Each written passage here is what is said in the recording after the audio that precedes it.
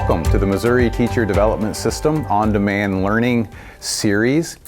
This is a series where we take the Artisan Teacher themes, the 23 Artisan Teacher skills, and take a look at a few of them that are particularly well aligned to your MTDS competencies. Thanks for being a part of the series. The Artisan Teacher theme that we're going to be working on today is theme number 22. It's called Personal Presence. Personal presence is really different from the other 23 themes in that it's really not so much a technique. It isn't so much what a teacher does, it's really a little more who the teacher is in relationship to students. We know that students do their best work when they're in a classroom where they believe their teacher is invested in them, who they see their teacher as an important person. Their teacher sort of cuts a wide path through their attention span. As you think back about your own educational journey, elementary school, middle school, high school, college, weren't there a few teachers? Of course there were, that stood out to you. And maybe it wasn't their lesson plans that stood out to you. Maybe it wasn't their pedagogical craft, although I'm sure they were quite crafty. Probably what stood out to you and what stands out to me as I think about who those teachers were in my own life is that they just somehow had a way of occupying more of my brain. They drew me in. They became important people in my life. So even though it's an affective concept and even though it's kind of out there in the ether, there really is quite a bit of science and quite a bit of evidence that we can understand how personal presence works. Definition. Reading from the Artisan Teacher Field Guide, definition of personal presence. The ability of the teacher to establish and maintain an interpersonal connection with students that is characterized by influence, affinity, interest, respect, admiration, loyalty, importance, efficacy, and positive regard.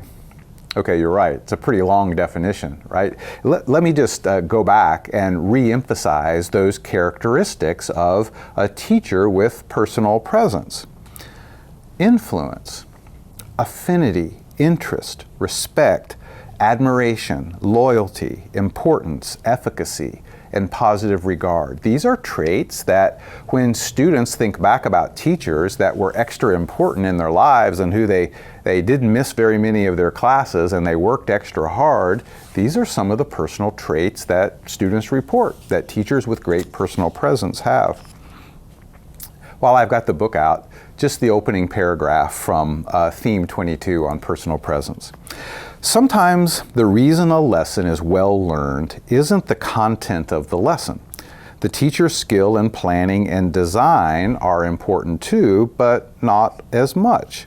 The techniques used to present information or engage students are important, but sometimes the reason for success is not primarily related to the lesson or the skill in executing it, but to the person who is teaching it. Call it respect, admiration, persona, credibility, influence, charisma, gravitas, charm. By any name, it is the boost to learning that is bound up in the person of the teacher. Now, the problem, if you will, with personal presence is, it is, we know, really important for student learning. When we have teachers that have an abundance of personal presence, their students take more risks, they miss fewer days, they attempt to answer higher level questions, they persist longer in search of answers, they take more risks in the classroom. I mean, the number of potentially breakthrough behaviors that personal presence invites in students is, well, it's a long list and a good one too. The problem is, it's hard to develop this. It's hard to understand it. There really isn't a graduate class you can take and develop your personal presence. There isn't a workshop that a teacher can go to and going in, no one notices you or remembers you, and coming out 3 hours later, you're like a student magnet. And besides that, we know that personal presence is not a set of public relation techniques. Students at really even a very young age are amazingly able to tell which or how much their teachers really do enjoy being there and really do enjoy teaching and really do enjoy teaching them. So just because it's messy and just because it's hard to develop and just because it's hard to pin down doesn't mean we shouldn't examine it, because the products of personal presence are just so valuable. So that's what we're going to spend our session working on, is how can we recognize that and how can we build the personal presence that we have to the great benefit of students. I think maybe one of the best ways to do that is let's brainstorm some teachers from our own history, from our own journey, that embody personal presence, right? And embody the traits of personal presence. So go back as far as your memory will take you. Think about your elementary school years and middle and high school. Think about undergraduate, think about graduate school and college. Take the entire timeline. Who are some teachers or professors that were characterized by these characteristics we mentioned? Influence, affinity, interest, respect, admiration, loyalty, importance, efficacy, and positive regard. Who are some of the teachers you had that come to mind right away? What I'd like to do is we'll stop for just a moment. You know how this works. The screen will go to a keeper phase. You'll push pause and just take a moment and think about your journey and write down 1 or 2 or 3 teachers that, just based on what you already know about personal presence, they qualify in your book. And we'll use that then to go into some of the specifics about how that teacher perhaps and how we can emulate them and build these characteristics in our own personalities and our own way we interact with students to the benefit of our students, okay? So name some teachers from your journey that had, in your opinion, high levels of personal presence. See you back in just a bit.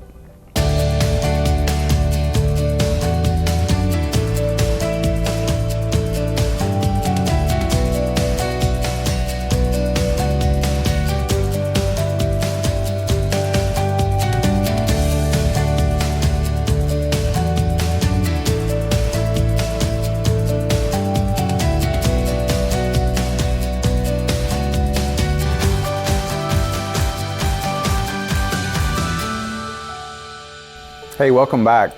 That's sort of a fun and pleasant thought activity, isn't it? Thinking back through your history and your journey and which teachers had high degrees of personal presence. You know, as extra credit or just as a nice gesture, if some of the teachers you named that you remembered as being really high achieving in this area, if they're still alive, I bet they'd appreciate a note. An email or a text or a little card saying, hey, I was participating in the Missouri Teacher Development System Artisan Teacher On-Demand Learning Series, and I learned a trait or an idea called personal presence, and it made me think of you.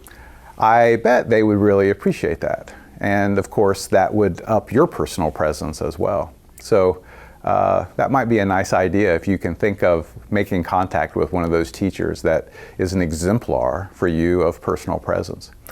All right, so personal presence is a concept, and we know it when we see it. Let's now break it down into some of its component parts so that we can improve upon it in the classroom. Now remember, in our first segment we said this isn't something one can go from the ground floor to the 50th floor in one leap. In fact, if you don't really love your job and you don't really like young humans, you can't fake personal presence. So this is not some ways to get people to think you have more personal presence. This is really some ways, if you have this in your heart, to reveal it a little more, right? And so we're going to look at some attributes of personal presence. I made a little chart to kind of help us keep track of that, and we'll use this sort of to guide our thinking for the next little bit. 4 components of personal presence. Number one, presence in the moment. Now, presence in the moment means that there's no one busier in the world than a teacher. Therefore, when a teacher in some way communicates to a student that right now, even though there are a million things going on in my classroom and in your life, I'm 100% here with you. I'm not looking over your shoulder to see what's going on in the rest of the classroom. I'm not checking the time. I don't have my hand on my iPhone. I really don't have anything in the world I would rather do than share this moment, this assignment, this work product with you. Now that's difficult to do. However, from a very young age, isn't it easy to recognize people that are present with you? And isn't it easy to recognize when a person that's with you isn't really with you? They're really not present in the moment. They're distracted. When you're talking to them, they're not really listening. They're thinking of what they want to say next, or they're thinking of how they can end the conversation. Students, even young children, are very perceptive at this. One of the ways we can increase the personal presence that we bring to our relationships with students is to remember that being present in the moment with them on a regular basis sends a powerful message of personal presence to them. Number two, personal complexity. Now, this is an interesting concept. Basically, it says that we have more presence with students when we're a bit mysterious in their minds, when they can't quite figure us out. Now, we just want a little personal complexity, right? You don't want to have multiple personality disorder. That's dysfunctional. But if you could have a little mystery to you, and by a little I just mean when a student thinks of you or they think of me, it takes at least two descriptors to characterize us.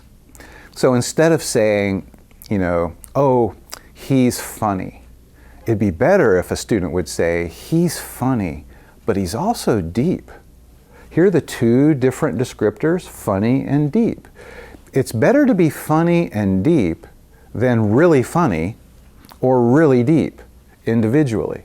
So a little bit of personal complexity, a little bit of where a student looks at you and they say, I can't really look away because I don't have this teacher completely figured out yet. The minute I think that he or she is like this, they do that and makes me think there's something else. For lack of a better definition, that's what we call just a little touch of personal complexity.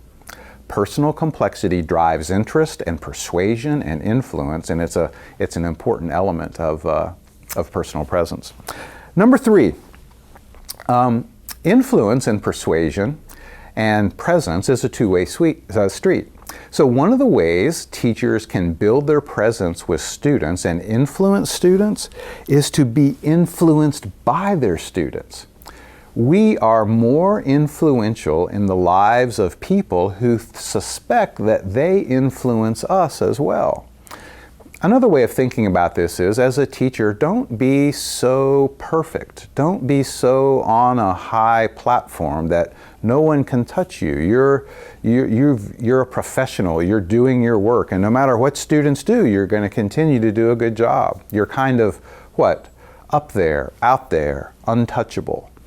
Not as compelling as if students know, when I come early and stay late and do my work and try hard, I think my teacher really likes that. I can tell my teacher responds to that. One of the best ways to be influential in the lives of students is to be influenced by the lives of students. Number four is called loss of self-consciousness. This is not to be confused with loss of consciousness. That's frowned upon in the classroom. But loss of self-consciousness is really this. Occasionally, you get so into what you're teaching, you get so wrapped up in it, that you forget for just a moment to worry about what other people think about you. You're sold out. You've bought in, right? It's kind of that old Kathy Mattea song, Dance Like Nobody's Watching. And every once in a while, when a teacher is so into the poetry unit, or so into solving a math problem, or so interested in a paragraph that's being written, that students maybe laugh a little bit at us or say, wow, you know, he's really so into that. The truth is, students are very self-conscious beings. And when they see us temporarily freed from that oppressive third eye that's always looking down on us and we're worried about what other people think about us, when we escape that temporarily, that's a pretty influential and persuasive moment. I know as a high school student, my high school chemistry teacher, Mr. Smith, he demonstrated this. He would get so engrossed in a chemistry experiment that sometimes me and the other students, we'd kind of laugh at him a little bit, right? How could you be so into something like chemistry? The truth is, we were all envious of him. And all of us, I know, I didn't have the words for it then, but now I know. I looked at him and I said, I hope someday I have a job that I love as much as he loves teaching chemistry. And I hope I'm so wrapped up in enjoying it as he is, because that really looks like a lot of fun, what he's doing right then. Occasionally, a little bit of loss of self-consciousness is a really good idea that promotes personal presence as well. Not for the faint of heart, right?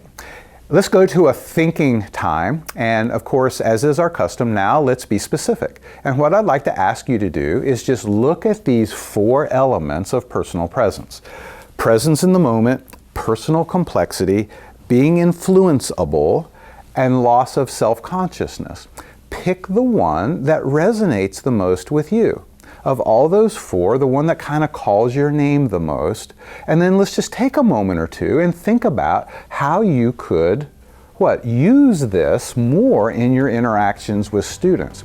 It'll increase your personal presence, and that will be to the great benefit of students. So we're going to think about practical ways we could use one of the 4 elements of personal presence. See you back in a bit.